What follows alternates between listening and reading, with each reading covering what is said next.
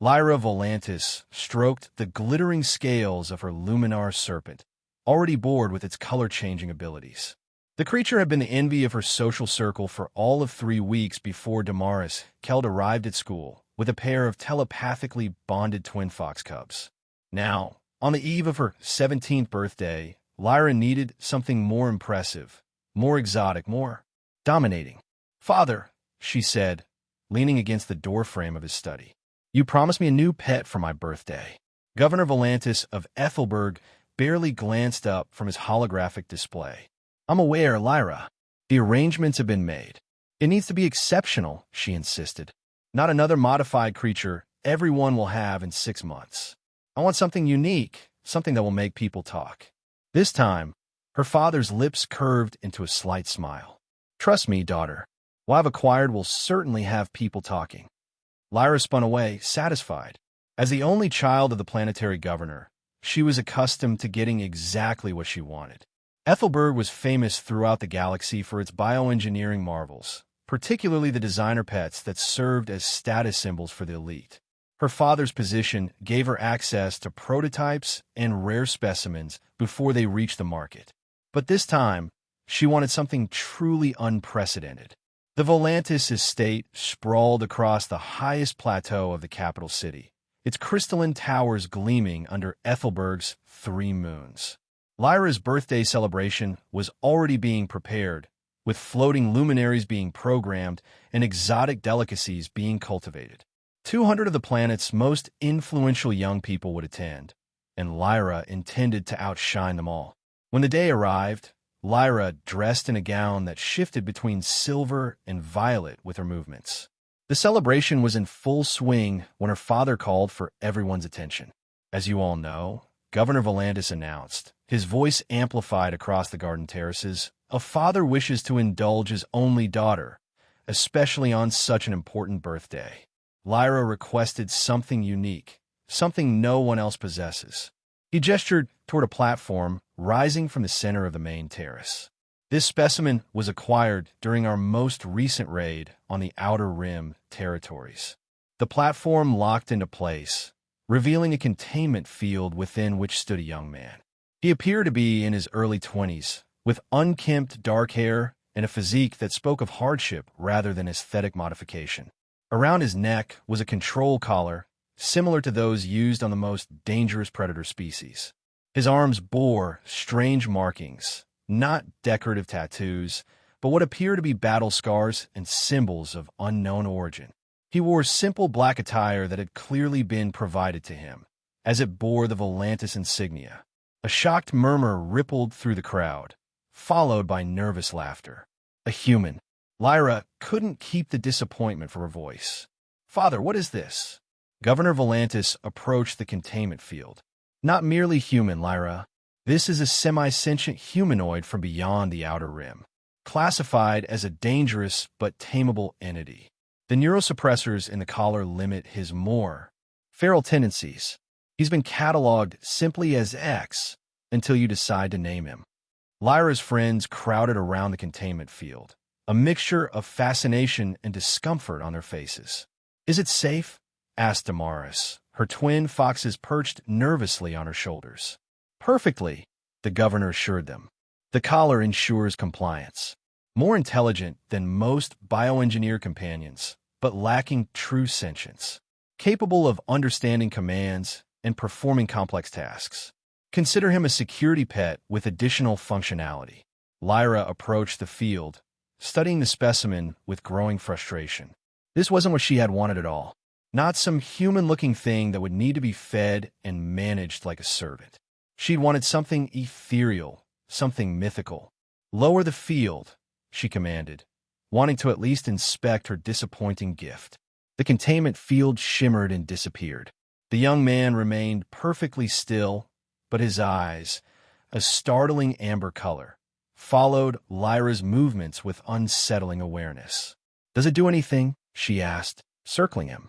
"Demonstrate combat stance," her father ordered.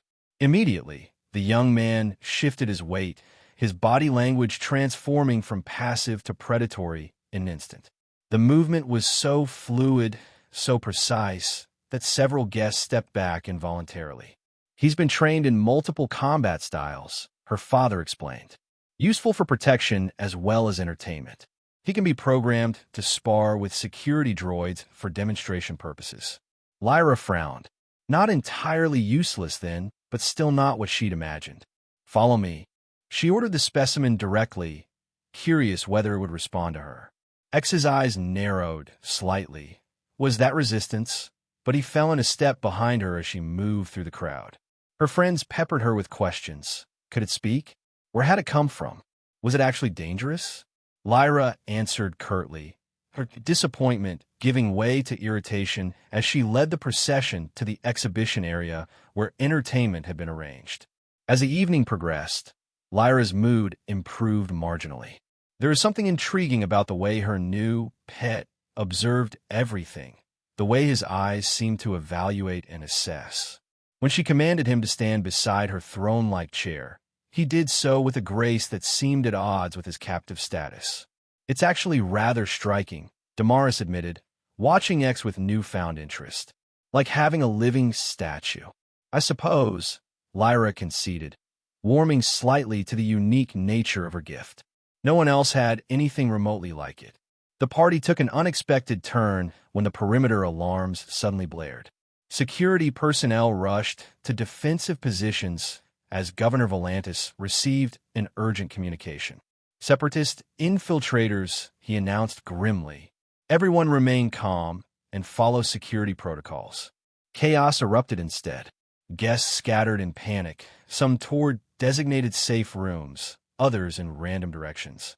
Lyra found herself separated from the main security detail, with only X following silently behind her. As she hurried toward an emergency exit, 3 figures in stealth gear emerged from a service corridor, weapons drawn. Governor's daughter, one of them said with satisfaction. Perfect leverage. Lyra froze, genuine fear gripping her for perhaps the first time in her privileged life. She glanced back at X, expecting him to be useless in a real crisis despite his combat programming. What happened next occurred so quickly she could barely process it. X seized her arm and pulled her behind him. In the same motion, he disabled the nearest attacker with a precise strike to the throat. The second assailant fired, but X moved with impossible speed, dodging the energy blast and closing the distance before the weapon could be readjusted. A sequence of movements later, both attackers lay unconscious or worse. The third attacker backed away, raising his weapon to fire, when suddenly the collar around X's neck sparked and emitted a high-pitched whine. X's body tensed as if fighting against paralysis, but instead of collapsing, he reached up and ripped the device from his neck with a snarl of pain. The remaining attacker fired, and Lyra screamed, certain X would fall. Instead, he caught the energy blast with something that materialized from his forearm, a shield of some kind that had been hidden beneath his skin. Idiots, X said, his voice deep and rich with an accent Lyra had never heard before. You don't even know who you're dealing with. He closed the distance to the final attacker, disarmed him with terrifying efficiency, and pinned him against the wall. Who sent you? X demanded. The attacker gurgled something unintelligible. Useless, X muttered, rendering the man unconscious with a precise blow to the head. Then he turned to Lyra, who stood frozen in disbelief. You can talk, she stammered. Evidently, he replied, his voice dripping with sarcasm. And you, princess, are in far more danger than you realize. He examined the ruined collar in his hand with disgust before tossing it aside. Primitive technology, but effective enough to suppress certain capabilities temporarily. Security forces rounded the corner, weapons drawn. X immediately adopted a submissive posture, his expression going blank. The transformation was so complete that Lyra found herself doubting what she had just witnessed. Miss Volantis, are you injured? The security chief hurried to her side. I'm fine, she said automatically. My pet protected me. She glanced at X, who stood with eyes downcast, the very picture of a docile servant, except for the slightest hint of a sardonic smile at the corner of his mouth. The aftermath of the attack threw the Volantis household into turmoil. The governor doubled security and questioned how the infiltrators had penetrated their defenses. In the chaos, Lyra managed to have X assigned to her personal quarters under the pretense of needing additional protection. Once they were alone, she confronted him. "What are you? You're clearly not what my father thinks you are." X sat on the edge of a chair, uninvited, abandoning all pretense of subservience. "No, I'm not. And I should thank you for not revealing that fact." "Don't thank me yet," Lyra said, trying to sound authoritative despite her racing heart. "I could call security right now." "But you won't," X replied with maddening confidence. "Because you're curious. And because you're smart enough to realize I could have escaped during that attack if I wanted to." Lyra fell silent, processing this. "Why didn't you?" "I need something here. Information. Access. Both of which you can provide."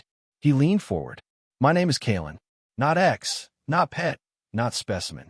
Kalen Vayus." "Kalen," she repeated, testing the name. "Fine. Were you really? Some kind of spy? Assassin?" He laughed, the sound unexpectedly warm. "Nothing so mundane. What I am is complicated. What matters is that your father and his associates capture me during an operation in the Outer Rim, and they have no idea who or what they've taken. Then enlighten me," Lyra challenged. "Not yet." Kalen stood and moved to the window, surveying the estate grounds. "First, we make a deal. Help me access your father's secure network and retrieve something that was taken from me.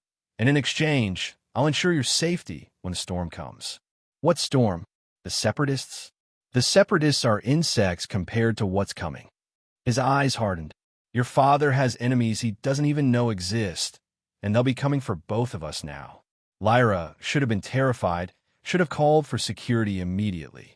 Instead, she felt a strange thrill. For the first time in her life, something genuinely unpredictable was happening. "Tell me more about this deal," she said. Kalen smiled, and Lyra realized with a jolt that he was handsome when not playing the role of mindless pet. "First, I need access to the governor's private vault. There's an artifact there, small, cylindrical, marked with symbols similar to those on my arm. The vault has biometric locks keyed to my father's genetic signature. But as his daughter, you'll have partial access. Enough for what we need." Lyra considered this. Part of her knew she should refuse, should report everything. But another part, a part she barely recognized, wanted to see where this would lead. "You protected me during the attack," she said, making her decision. "That earns you one chance. But if you betray me or threaten my father, I'll make sure you regret it." Kalen inclined his head, not quite a bow. "Fair enough. Now, we need to move quickly. When will your father be away from his quarters?" "He has a planetary council meeting tomorrow morning. For hours minimum." "Perfect. Be ready at dawn." Their first covert operation began as planned. Lyra used her access codes to enter her father's private wing, with Kalen following close behind. They encountered no resistance until reaching the antechamber to the vault. "Two guards," Kalen whispered, peering around a corner. "Standard protocol?" "Yes.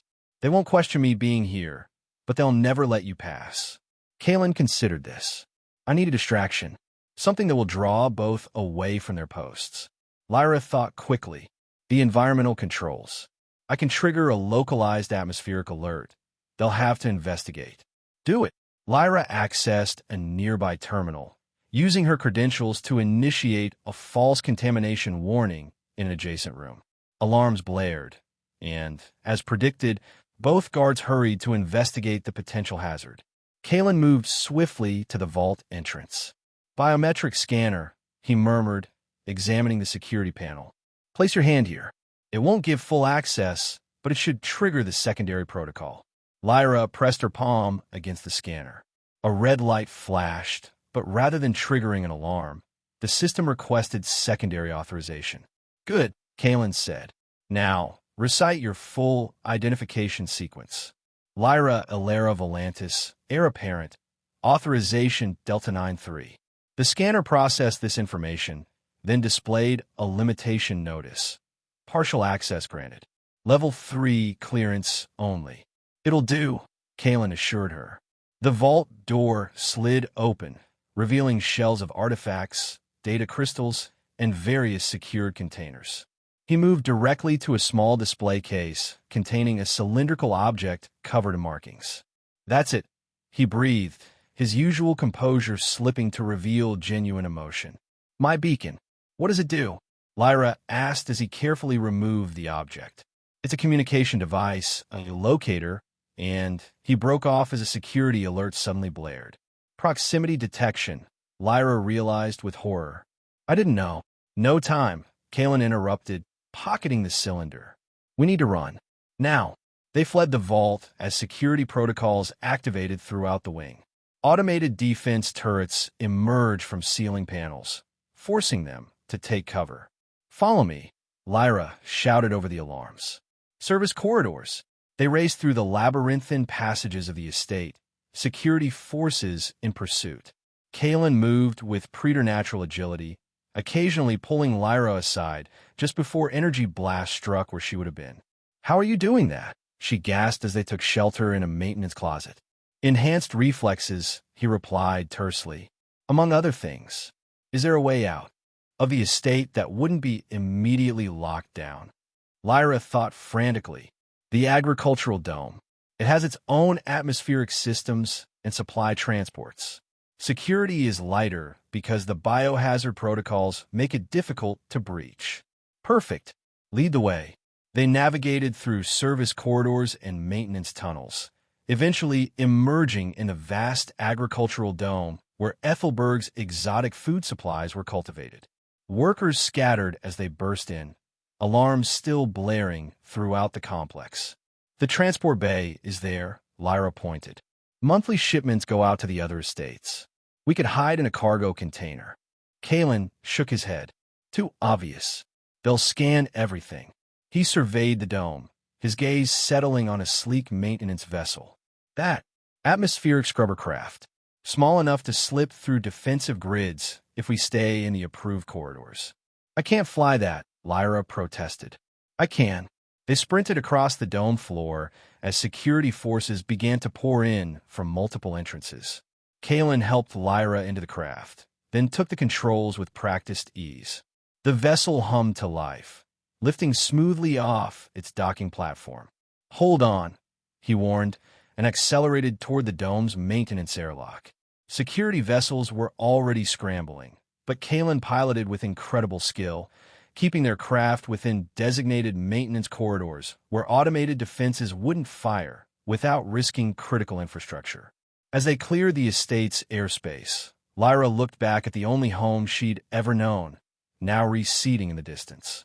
Reality suddenly crashed down on her. What have I done? She whispered, shock setting in. I'm a fugitive. I helped you steal from my father. You helped me reclaim what's mine, Kalen corrected, navigating through Ethelberg's congested sky lanes. And you've potentially saved countless lives, including your own. How? By becoming a traitor? Tears welled in her eyes, a foreign sensation for someone who had rarely had reason to cry. Kalen's expression softened slightly. Your father's involved in something far bigger than planetary politics, Lyra. Something he may not fully understand himself. The people who captured me, who gave me to your father as a specimen, they're part of a shadow war that's been raging beyond the borders of the hegemony for decades. What shadow war? Against whom? Not yet, he said, returning his attention to piloting. First, we need to get off this planet. Your status as the governor's daughter makes you valuable, but it also makes you a target. Every security force on Ethelberg will be looking for you. Where are we going? The spaceport at Meridian Cross. It's the only one with enough traffic for us to disappear in. I have contacts there, assuming they're still alive. The journey to Meridian Cross was tense. Kalen kept the maintenance vessel on legitimate service routes, but they had to change course several times to avoid security checkpoints. Lyra sat in stunned silence for much of the trip, the enormity of her actions slowly sinking in. She had thrown away everything, her status, her home, her future, for a stranger who claimed to be more than human. Why did I trust you? She finally asked as they approached the sprawling spaceport that served as Ethelberg's primary connection to the wider galaxy. Kalen glanced at her. Because you sense the truth. Because underneath all that privileged conditioning, you have good instincts. The spaceport was a chaotic maze of landing pads, warehouses, and transit hubs. Kalen set the maintenance vessel down in a service area, then helped Lyra apply a temporary appearance modifier, a thin film that altered her facial features just enough to confuse basic recognition systems. "Keep your head down and stay close," he instructed as they moved through crowded corridors. "We need new clothing and transportation off-world." For Lyra, who had never traversed any public space without security escorts, the spaceport was overwhelming. The press of bodies, the cacophony of languages, the smells of 1,000 different worlds, all of it assaulted her senses. She found herself instinctively clinging to Kalen's arm, which earned her a surprised glance, but no comment. They acquired nondescript attire from a vendor who accepted Lyra's ornate jewelry as payment without question. Dressed in practical jumpsuits typical of interstellar crew members, they continued deeper into the port. Kalen led them to a dingy establishment listed as a transit consultant office, though it clearly doubled as a smuggler's tavern. Inside, various species huddled over drinks and hushed conversations. Kalen scanned the room before approaching a hulking, four-armed being tending the bar. "Nat Tick," Kalen said quietly. The bartender froze, all four hands pausing mid-motion. He turned slowly, eyes widening at the sight of Kalen. "Void take me," Nat Tick rumbled in heavily accented standard. "You're supposed to be dead." "A common misconception," Kalen replied. "I need transport. Immediate departure."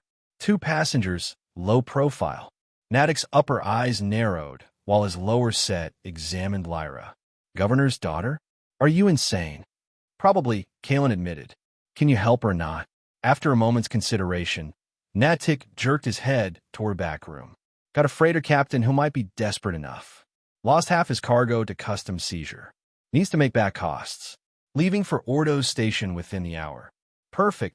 As they followed Natick to the back room, a public announcement screen caught Lyra's attention. It showed her father, his face grave, announcing a reward for information on her kidnapping by a dangerous fugitive. The image accompanying the announcement showed Kalen's face, along with warnings about his lethality. The freighter captain, a weather-beaten human with more mechanical parts than seemed possible in a functioning being, asked few questions once Kalen presented a small data chip as payment. Lyra wondered where he had concealed it, given that he'd been stripped of possessions upon capture. "It's embedded," he explained when she asked, once they were alone in the cramped passenger quarters of the freighter. He tapped his forearm where some of the strange markings were visible. "Not the only thing I've managed to hide from your father's security scans." The freighter lifted off amidst a routine cargo departure, clearing Ethelberg's atmosphere without incident. Only when they entered hyperspace did Lyra truly accept that there was no going back. "Now," she said firmly, "I want answers.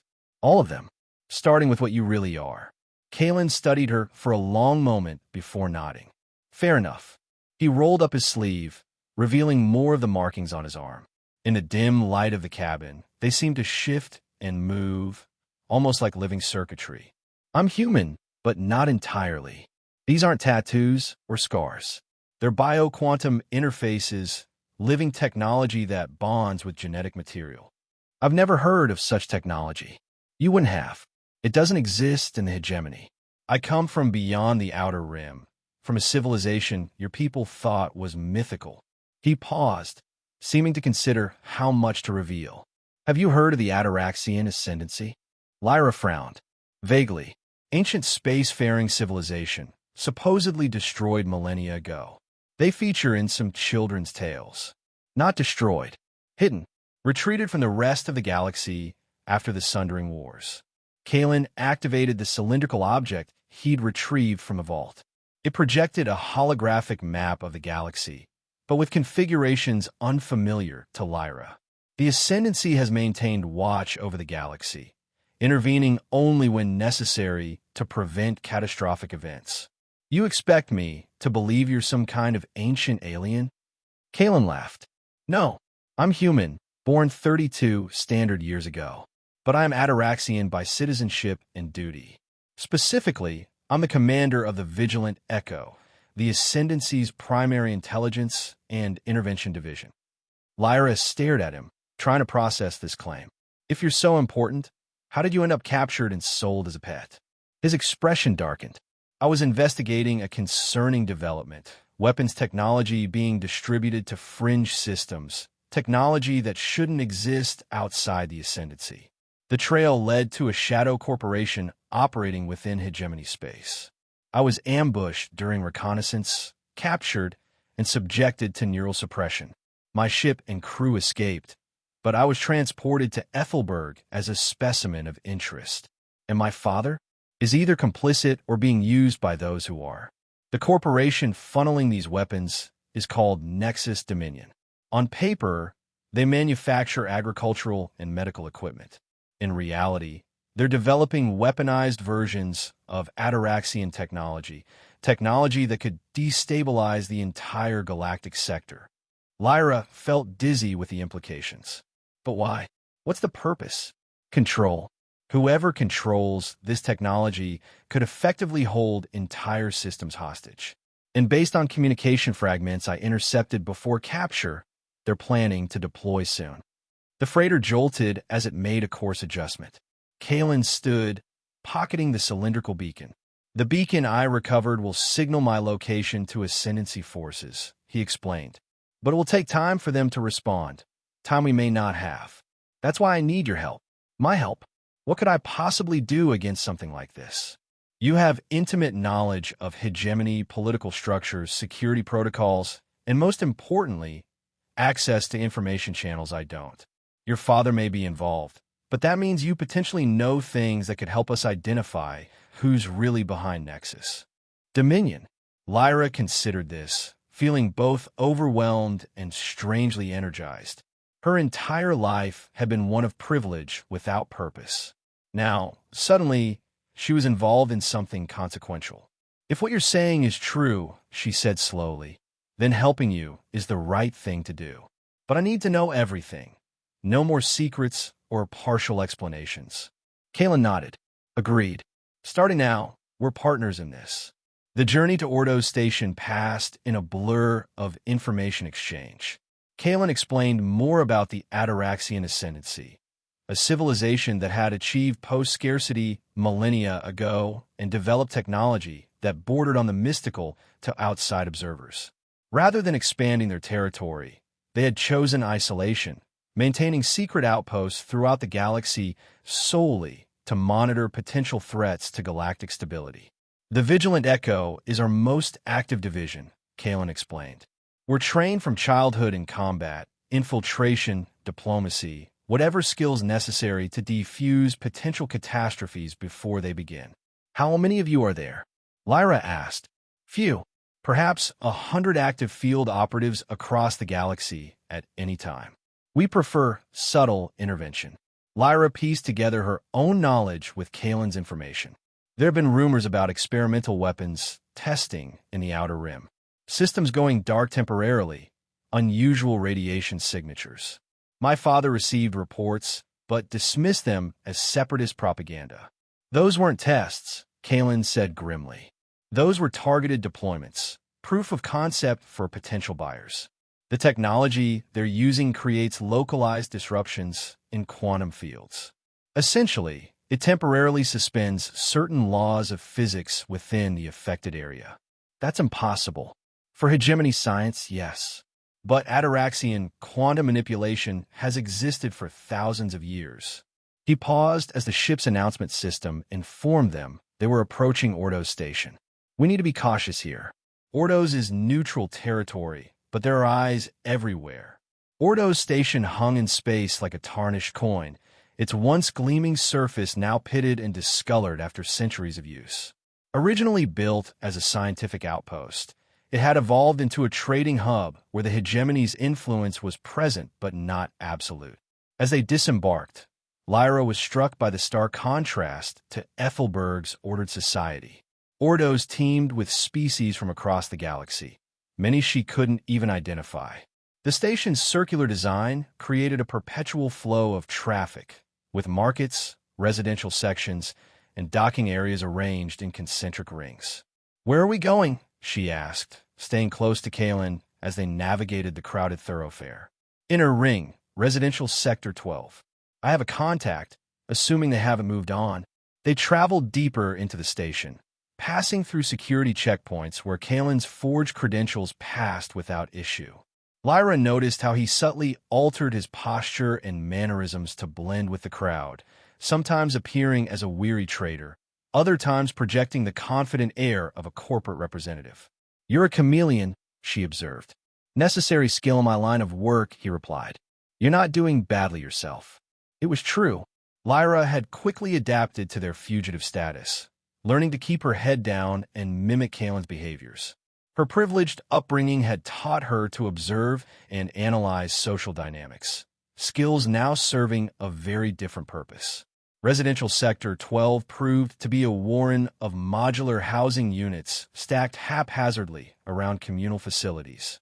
Kalen led them to a nondescript door and activated the communication panel. After a tense moment, the door slid open to reveal a woman with sharp features and eyes that seemed to shift color. She stared at Kalen, then at Lyra, before stepping aside wordlessly to let them enter. "Sarova," Kalen acknowledged once the door sealed behind them. "You should be dead," the woman replied flatly. "So I keep hearing."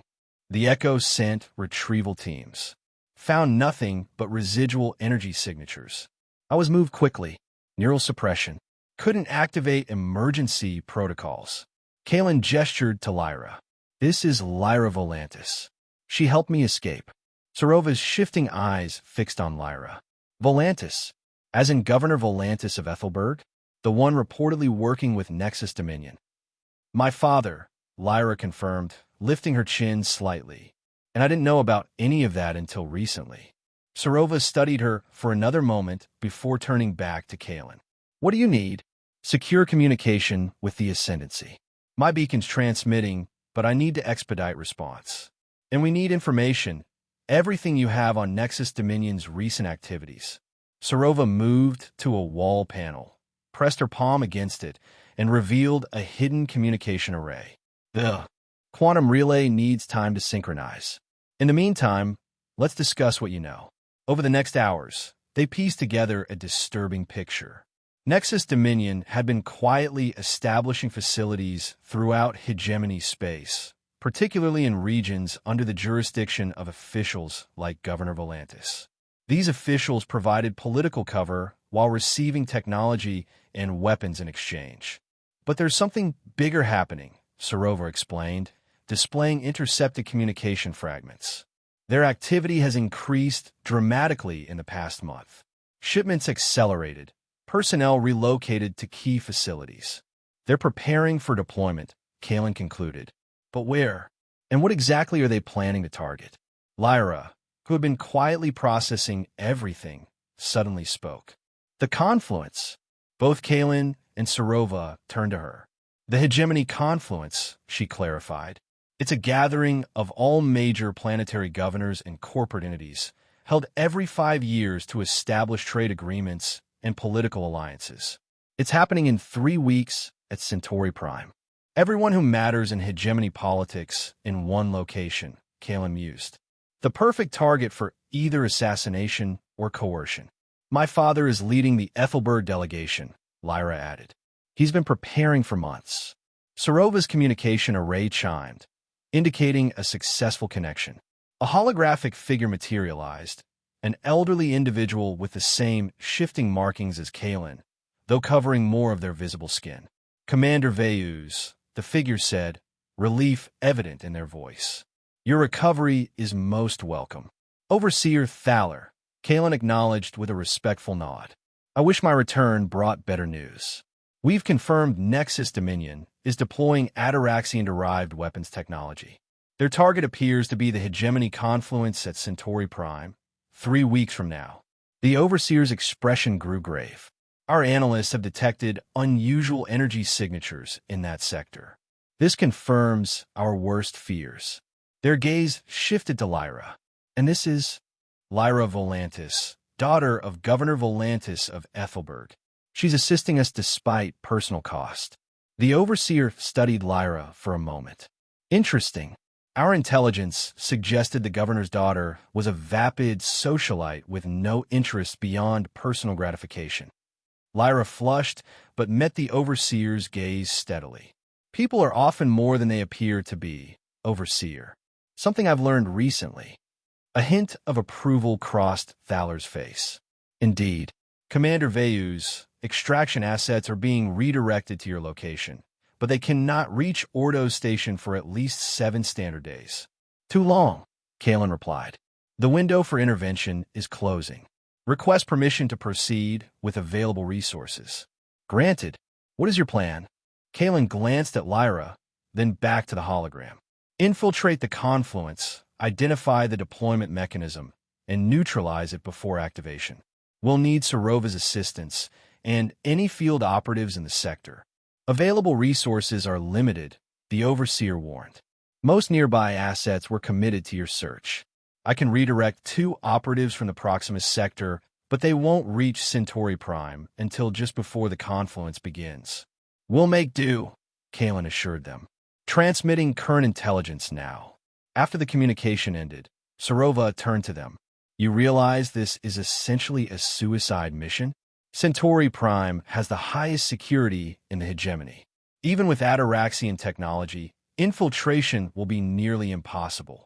Not for me, Lyra interjected. I'm still legally the daughter of Governor Volantis. My biometric signature will be in the system.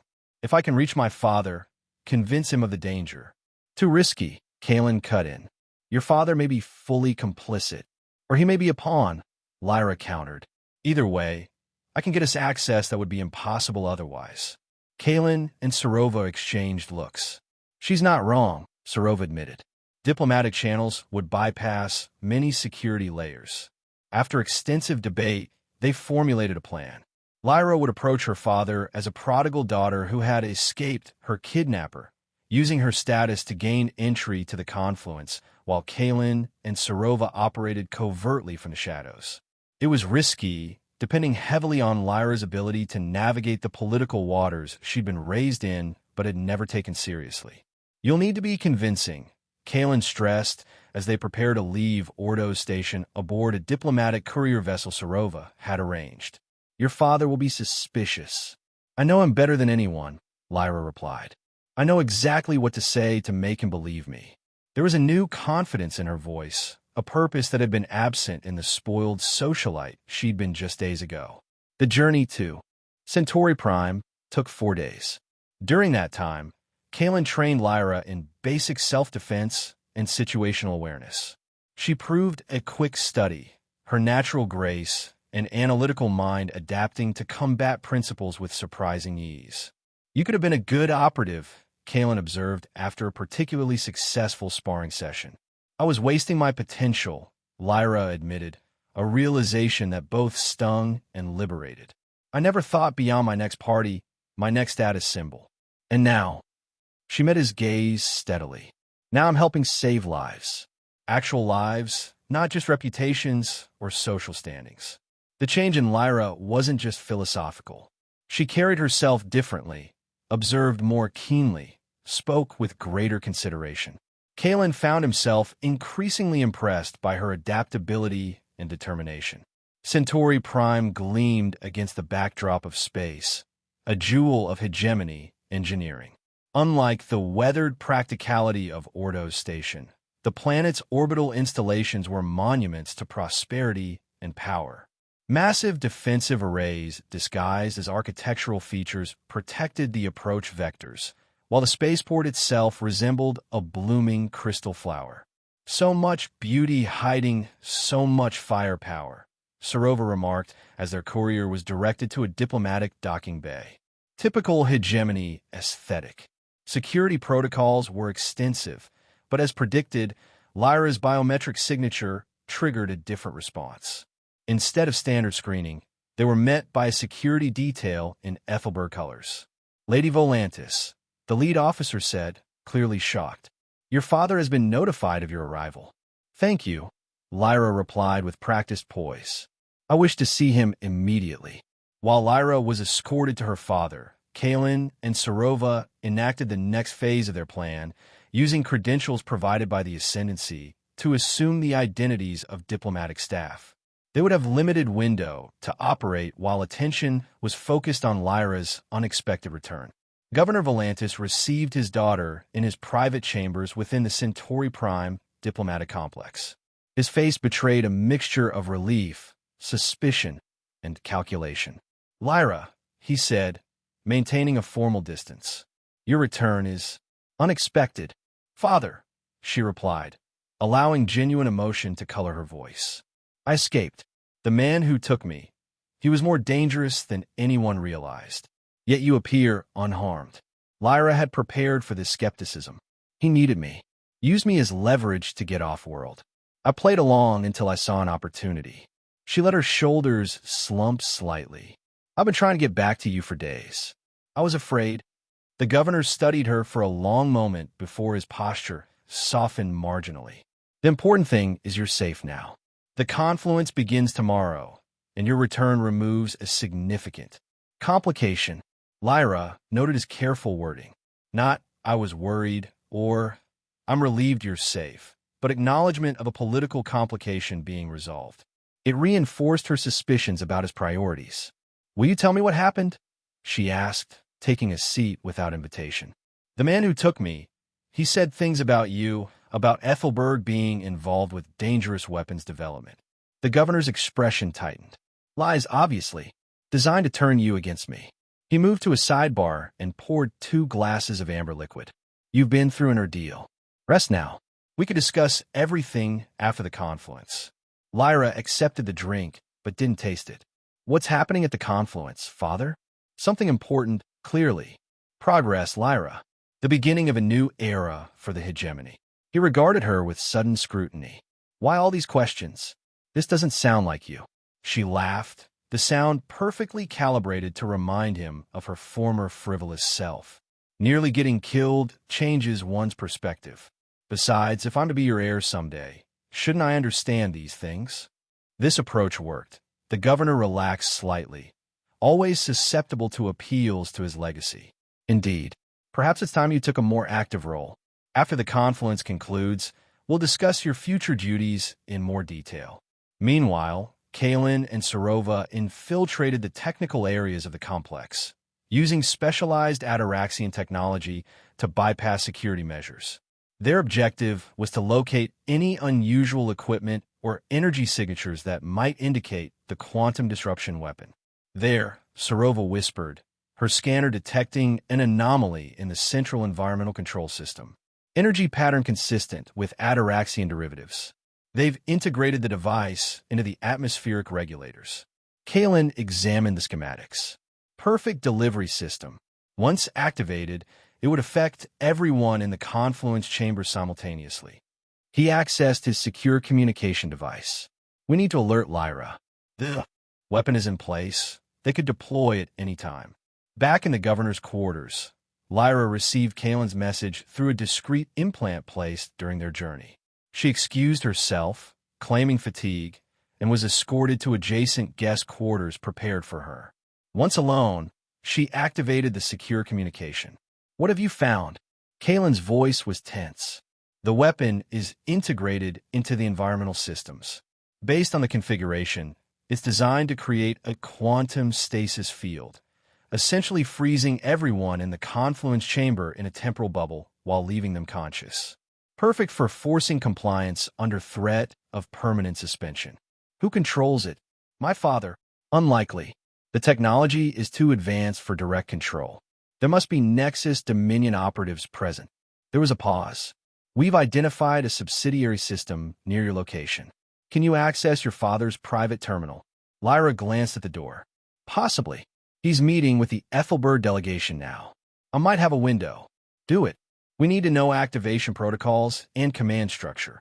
Lyra waited until she was certain her father had departed, then used an override code she'd known since childhood, one of many small secrets she'd accumulated growing up as the governor's curious daughter. The private quarters unlocked, and she moved swiftly to his personal terminal. Years of observing her father input his security protocols paid off. She gained access to his secured files within minutes. What she found confirmed their worst fears and revealed something even more disturbing. Kalen, she transmitted urgently. The weapon isn't just for coercion. After securing compliance from the Confluence attendees, they plan to eliminate them entirely. My father's files refer to it as Reset Protocol, wiping out the entire current leadership to install Nexus Dominion puppets. Who's behind Nexus? Who's giving the orders? Lyra searched further, finding a secured communication log. There's someone called the director mentioned repeatedly. No name, but she paused, finding a visual file. Wait, I know this woman. She's been to our estate, Dr. Ilera Vex. She's supposedly a medical research director, but according to these files, she's the operational head of Nexus Dominion. Vex, Kalen repeated, the name clearly significant. Sarova, access ascendancy records on that name. Lyra could hear Sarova's voice in the background. Confirmed. Ilera Vex, formerly Ilera Nairn, Ataraxian exile, removed from the ascendancy 30 years ago for illegal weapons research. An Ataraxian? Lyra whispered, stunned by the implication. That's how they got the technology. Not just any Ataraxian, Kalen replied grimly. If it's who I think it is, she was one of our most brilliant quantum physicists before her exile. This just became significantly more dangerous. A sound from the corridor alerted Lyra. Someone's coming. I need to go. She quickly erased evidence of her search and slipped out of her father's quarters, barely avoiding a security patrol. Back in her own room, she processed what she'd learned. Her father was knowingly participating in a plot to eliminate the hegemony's leadership and replace it with controlled assets. Everything she believed about him, about her privileged life, was built on corruption and impending violence. The confluence began the following morning with elaborate ceremony. Representatives from every major hegemony world gathered in the Grand Chamber, a marvel of engineering with a transparent dome revealing Centauri Prime's twin suns. Lyra, reinstated as part of the Ethelbert delegation, observed the proceedings with new eyes, seeing beyond the pageantry to the political maneuvering beneath. She identified Dr. Vex among a group of special advisors, a striking woman with perfect posture and calculating eyes. Seeing her now, Lyra recalled previous encounters at Ethelberg functions, how Vex had always regarded her with thinly veiled contempt. Now she understood why. To Vex, she had been merely the useless daughter of a useful pawn. Kalen and Sarova, disguised as technical staff, worked frantically to identify the weapon's trigger mechanism without alerting Nexus operatives. They had determined that the quantum stasis device was integrated throughout the chamber but required a specific activation sequence. The trigger has to be in the chamber, Sarova insisted. Something accessible to Vex or her immediate subordinates. Kalen scanned the room's infrastructure again. There, the ceremonial timing device. At the center of the chamber stood an ornate chronometer, ostensibly tracking the official confluence schedule, but modified to house control mechanisms for the quantum device. It would be activated during the primary address when all delegates were required to be present. We need to disable it without being detected, Kalen transmitted to Lyra. Can you create a distraction in approximately 20 minutes? Something significant enough to disrupt proceedings temporarily. Lyra considered her options. As the returned daughter of Governor Volantis, she had a certain celebrity status at the event. She could use that. I'll handle it, she confirmed. The opening ceremonies progressed with formal addresses from the hegemony chancellor and senior delegates. Lyra noted her father seated near Dr. Vex, their occasional exchanges seemingly casual but clearly coded. As the time approached for the main proceedings, Lyra implemented her distraction. Rising suddenly from her seat, she called out, "Chancellor, delegates, I must speak." Her voice carried across the chamber, bringing proceedings to a startled halt. "This is highly irregular," the Chancellor responded, visibly annoyed. "Lady Volantis, please resume your seat." "I cannot," Lyra continued, moving toward the central platform. Now when the future of the hegemony is at stake. She could see her father's expression hardening, Vex leaning forward with sudden intensity. "My recent abduction opened my eyes to corruption within our highest levels of government. including, I regret to say, within the Ethelbert delegation. This caused an immediate stir, with delegates turning to each other in confusion and concern. While attention focused on Lyra, Kalin and Sarova used the distraction to access the ceremonial chronometer. They worked rapidly to disable its modified components without triggering security alarms. Governor Volantis rose, his face a mask of paternal concern. My daughter has suffered a traumatic experience.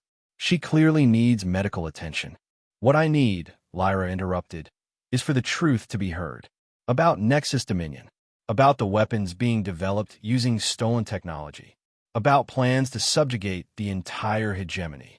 Dr. Vex stood, her composure perfect but her eyes burning with rage. The girl is delusional.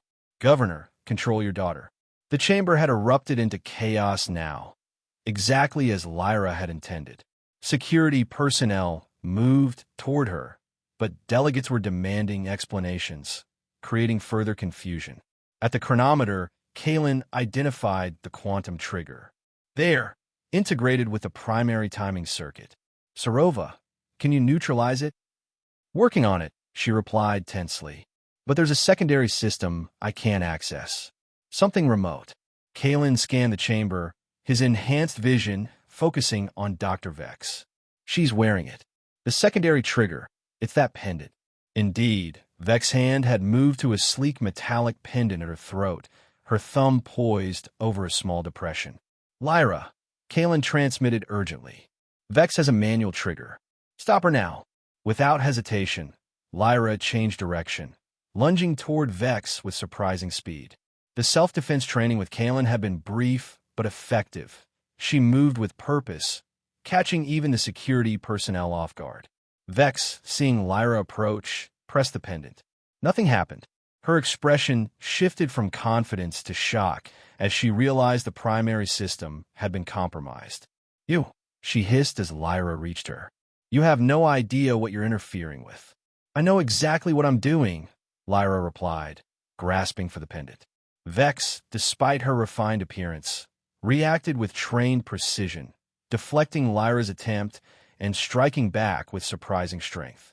The two women grappled briefly before security personnel intervened, separating them. Arrest her, Governor Volantis commanded, pointing at his daughter. She's been compromised by separatist influences. I suggest a full security sweep first, came a new voice. Kalin had abandoned his disguise and now stood at the chamber's center, his ataraxian markings fully visible. Before anyone leaves, examine Dr. Vex's pendant and the modifications made to your ceremonial chronometer. The chamber fell into stunned silence at his appearance. Ataraxians were legend to most hegemony citizens, beings of myth rather than reality. That is Commander Kalin Veus of the Ataraxian Vigilant Echo, Lyra announced, her voice carrying across the chamber. And Dr. Vex is an Ataraxian exile who has stolen their technology to build weapons of mass control. Security forces hesitated, uncertain who to believe or obey. The Chancellor, recovering from the initial shock, ordered, secure everyone in question. Examine the devices mentioned. No one leaves until we determine the truth. Vex, realizing her plan was unraveling, made a desperate move. She activated a secondary device concealed in her sleeve, and a localized energy field erupted around her. This isn't over, she declared, backing toward an emergency exit. What I've begun cannot be stopped so easily. Kalin moved to intercept her, but Vex's device created a repulsive field that slowed his approach. She reached the exit and fled, pursued by security. Forces that would ultimately prove inadequate against her Ataraxian technology. In the chaos that followed, evidence of the conspiracy was secured. The modified chronometer provided irrefutable proof of the quantum stasis weapon, while Governor Volantis' files, accessed on Lyra's authority, revealed the extent of Nexus Dominion's infiltration into hegemony power structures. The governor himself was taken into custody, along with several other implicated officials. He refused to look at Lyra as he was led away, his final glance reserved for Kalin. a look of pure hatred for the being who had corrupted his perfect, obedient daughter. Hours later, as the Confluence delegates struggled to process the day's revelations, Lyra found herself in a secure meeting room with Kalin, Sarova, and several hegemony security officials. The Ataraxian overseer Thaler joined via holographic projection, their presence lending gravity to the proceedings. Nexus Dominion has been exposed, but not eliminated, Overseer Thaler explained. Dr. Vex escaped with critical technology and knowledge. She will regroup, potentially with other exile factions we've been tracking. The important thing is that the immediate threat has been neutralized, Kalin added. The Confluence attendees are safe, and the hegemony leadership structure remains intact. The hegemony chancellor, who had joined the briefing, addressed Lyra directly. Lady Volantis, your actions today prevented a catastrophe. Despite your father's involvement, you chose to stand for something greater. He paused. The question remains, what happens now? Your position as Ethelberg's heir is complicated by these events. Lyra had been considering this question since watching her father being taken away. Her old life was gone. The privileges, the certainties, the cushioned existence. Strangely, she felt more relief than regret. I believe Ethelberg needs new leadership entirely, she replied. I'm willing to assist in the transition, but I don't seek to claim my father's position. She glanced at Kalin. I've discovered there are more important ways to serve. Overseer Thaler's holographic form shifted slightly, their gaze assessing Lyra with new interest. Commander Veus speaks highly of your capabilities, Lady Volantis. The Ascendancy rarely accepts outsiders, but exceptions have been made in extraordinary circumstances. Kalin looked surprised, but not displeased by this suggestion. Lyra has demonstrated exceptional adaptability and courage. With proper training, she could become a valuable operative. The implication hung in the air, an invitation to a new life, one completely removed from everything she had known. It was terrifying and exhilarating in equal measure. Vex is still out there, Lyra said, making her decision. She knows me, underestimated me once. That could be useful. Indeed, Thaler agreed. Commander Veus will oversee your initial training and assessment. If you prove suitable, a formal induction into the Vigilant Echo could follow. The meeting concluded with arrangements for Hegemony Ascendancy cooperation in tracking Nexus Dominion's remaining operatives. As the officials departed, Lyra found herself alone with Kalin for the first time since the confrontation in the chamber. You did well, he said simply. I had a good teacher, she replied with a small smile. Though I'm guessing the real training hasn't even begun. It will be difficult. Nothing like the life you've known. Good. Lyra stood straighter, meeting his gaze with determination. The life I knew was empty. Beautiful, but hollow. I want something real, something that matters. Kalin studied her for a moment, then nodded with approval. When I first saw you at your birthday celebration, looking at me like I was just another possession, I never imagined we'd end up here. From pet owner to apprentice, Lyra acknowledged wryly. Not the traditional career path. The Ascendancy values transformation above all else, Kalin said. The capacity to become more than what you were born to be. You've already begun that journey. Later, aboard an Ataraxian vessel bound for coordinates unknown to anyone in the hegemony, Lyra stood beside Kalin on the observation deck. Below them, Centauri Prime receded, taking with it the last visible remnants of her former life. So, she said, watching the planet become just another point of light among countless stars. What's our first mission? Training first, Kalin replied, but with a hint of the respect that had gradually replaced his initial disdain. But after that, we hunt Vex. She'll be rebuilding her network, seeking new allies. The technology she stole could still destabilize entire sectors if deployed. Lyra nodded, a sense of purpose filling her that she'd never experienced in all her years of privileged existence. From the spoiled daughter demanding exotic pets to hunting rogue Ataraxians across the galaxy. My friends, back home, would never believe it. They weren't really friends, Kalin observed. And that wasn't really home. No, she agreed, turning away from the viewport to face the ship's interior, her future. But I think I might find both eventually. The ship accelerated to faster-than-light speed, carrying them beyond hegemony space toward the hidden realms of the Ataraxian ascendancy. Lyra Volantis, once defined by her possessions and status, now defined herself by her choices and actions. And Kaelin Veus, once her pet, had become her mentor, her partner in a cause greater than either of them individually. As for Dr. Alara Vex, she watched from a cloaked vessel at the edge of the Centauri system as the Ataraxian ship departed. Her plans had been disrupted, but not destroyed. She touched the scar where her pendant had been torn away during her escape, her eyes narrowing with calculated hatred. "Interesting," she murmured, observing the ship's energy signature. "The governor's daughter. Who would have thought she'd be the variable I overlooked?" She entered coordinates into her navigation system, a secret facility deep in uncharted space where her work could continue. The game had changed, but it was far from over. New players, new stakes, but the same fundamental conflict that had started decades ago when she'd first been exiled from the Ascendancy. And this time, she wouldn't underestimate Lyra Volantis, the girl who had transformed from a pampered princess into something far more dangerous. Somewhere in the vastness of space, two ships traveled in opposite directions, carrying with them two different visions for the future of the galaxy. The former pet and his former owner, now united in purpose. The brilliant exile, alone but undeterred.